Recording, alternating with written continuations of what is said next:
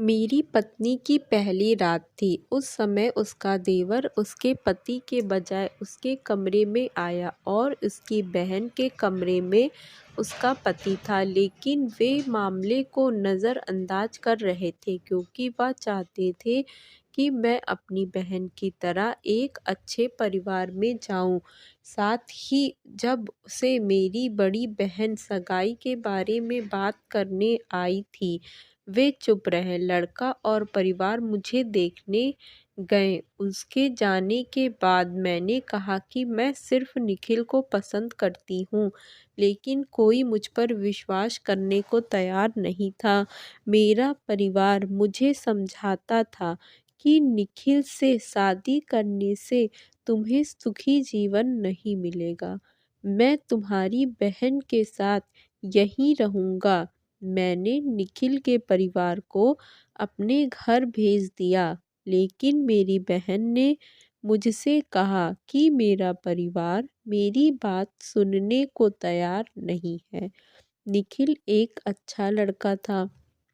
उसके माता-पिता मुझसे शादी करने के लिए तैयार थे, लेकिन मेरे परिवार ने केवल पैसे देखे।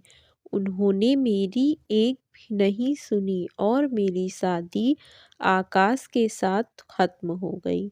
उसके पास पैसे भी थे, लेकिन मुझे इस बात का अफ़सोस था कि मेरी शादी निखिल से नहीं हुई थी। मेरे स्वर्ग के घर में अच्छी तरह से रखा गया था। पहली रात वह मेरे पास आया और मुझे सोने के लिए भेजा। मुझे प्यार से बिस्तर पर जाने के लिए कहा और तुम थक जाओगे। अगले दिन मेरे पति ने मुझसे कहा कि हम 5 दिन के लिए सिंगापुर जा रहे हैं, जिसका टिकट भी बुक था। हम शादी के समारोह के बाद सिंगापुर घूमने गए थे।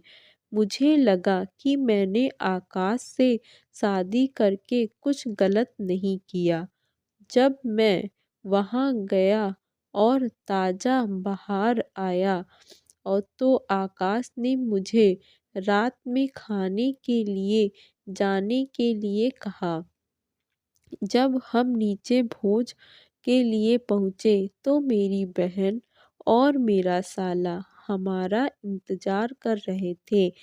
वे हमारी तरह सिंगापुर आए।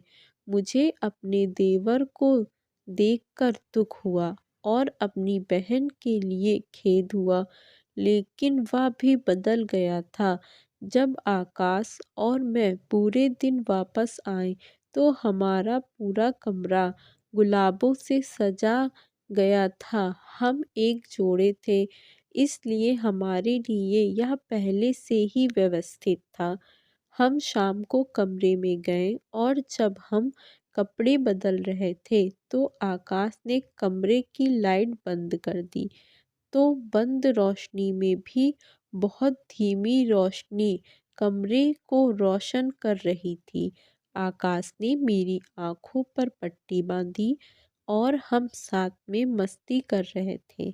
हम अब बिस्तर पर थे। 1 घंटे बाद जब मैंने अपनी आँखों पर पट्टी बाँधी तो वह बिस्तर के असमान नहीं बल्कि मेरे जीजा थे। मेरा सामान लूट लिया। मेरी पहली रात मेरे जीजा ने मनाई थी। आकाश मेरी बहन के साथ था जब मेरी बाहें टूट गई थी क्योंकि मैं नहीं होने वाला था। मुझे उस रात पता चला कि यह एम का प्लान था। मैं लगातार उसे उसी समूह के आकाश से शादी करने से मना कर रहा था। अब मैं अपनी बहन की तरह थी। कल मेरे कमरे में असमान कोई और है। महीने भर बाद मैं रोने लगी, लेकिन किसी ने मेरी नहीं सुनी। जब मेरा पति आकाश की तरह आया तो मैं उसके साथ उछल पड़ी। मुझे देखते ही वह रोने लगा। वह मुझे बता रहा था कि उसके साले ने हमारी कंपनी की 20 करोड़ रुपए का निवेश किया था। अगर मैंने शर्त नहीं मानी तो मुझे 200 करोड़ रुपए निकालने थे। हमारी कंपनी के डूबने से हम सड़क पर आ जाएंगे। मेरा परिवार नहीं जानता था कि तुम हमारे घर की लक्ष्मी हो। मैं तुम्हारे बेन के कमरे में था लेकिन मैंने कुछ नहीं किया, लेकिन इस शर्त के साथ मेरे पास कोई विकल्प नहीं था। हमारी कंपनी अगले महीने एक आईसीयू लॉन्च कर रही है। इस समय अगर 200 मिलियन स्टार वापस ले लिए गए तो हमारी कंपनी दिवालिया हो जाएगी। हम अगले महीने इस 20 करोड़ रुपए का निपटान करेंगे क्योंकि मेरे पास कोई विकल्प नहीं है।